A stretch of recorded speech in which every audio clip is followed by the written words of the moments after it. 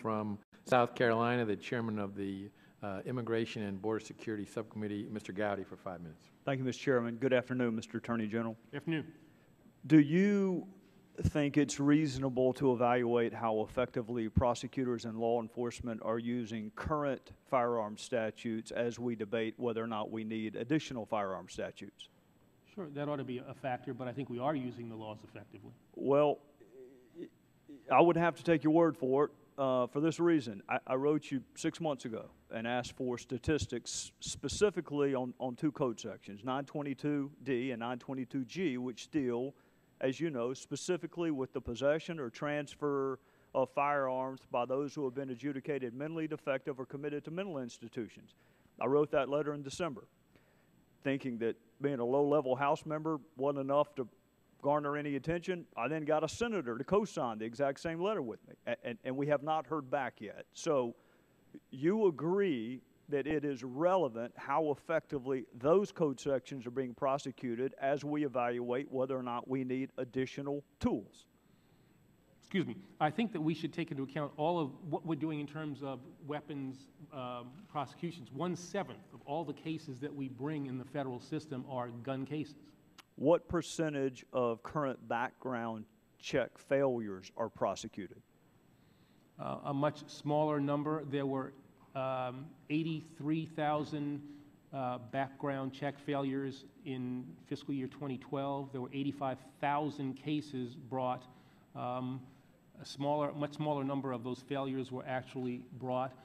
The purpose of the background check system, though, is to prevent people from acquiring guns. 1.5 million have been stopped since the beginning of the system, as opposed to the prosecution. And that's why I understand numbers. I understand that, Mr. Attorney General. I also understand a little something about a lack of jury appeal. I know certain cases don't have tremendous jury appeal, but when you're advocating for increased background checks, and it can be argued that you're not a good steward of the current background check laws that you have, I just frankly think it undercuts the argument. But reasonable minds can differ on that, I suppose.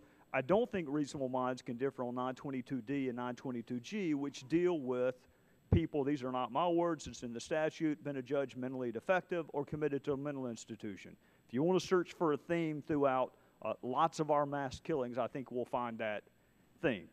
I want to read to you a quote that's been attributed to you. If the quote is inaccurate, I want to give you a chance to tell me it's inaccurate. I'm not going to read the whole thing, but creating a pathway to earn citizenship for the 11 million unauthorized immigrants in this country is essential.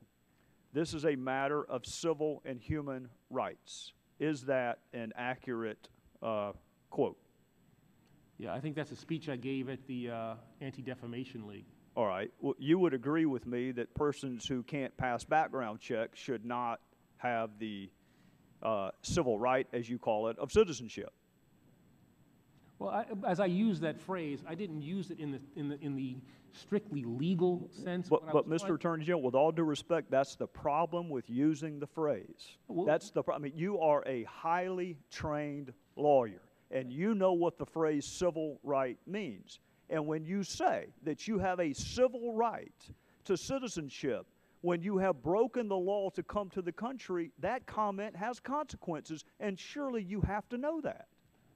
With all due respect, it was my speech, and those are the words that I chose. And I did not mean to convey, and I didn't think that it would be taken that way. Some have said that, many have not.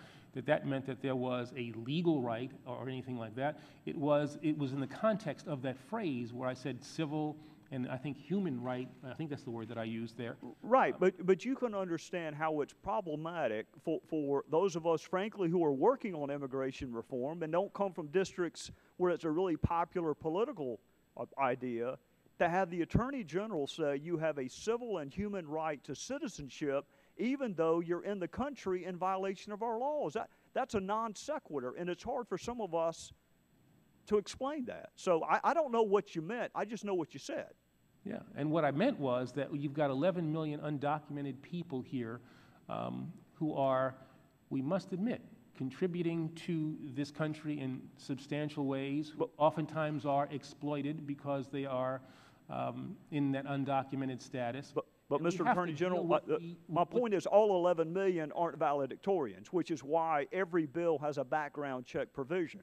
And all 11 million don't want citizenship. So to call it a human and civil right, speaking for a broad group of 11 million, I'm just, with all due respect, it's just not helpful to those of us who are trying to be part of the conversation. Sure. But And I didn't mean to say by that that all 11 million either want to be citizens, you're right, or will ultimately, as the bills have been crafted, and I think appropriately so, will pass the necessary background checks. But I'm talking about the universe of people who we do have, which is generally accepted as 11 million. And from that 11 million, and I suspect it's going to be a large portion of that 11 million, will pass background checks, will desire to become citizens, and then will be entitled to the human rights that all Americans have after they go through that period that allows them to acquire citizenship along that pathway.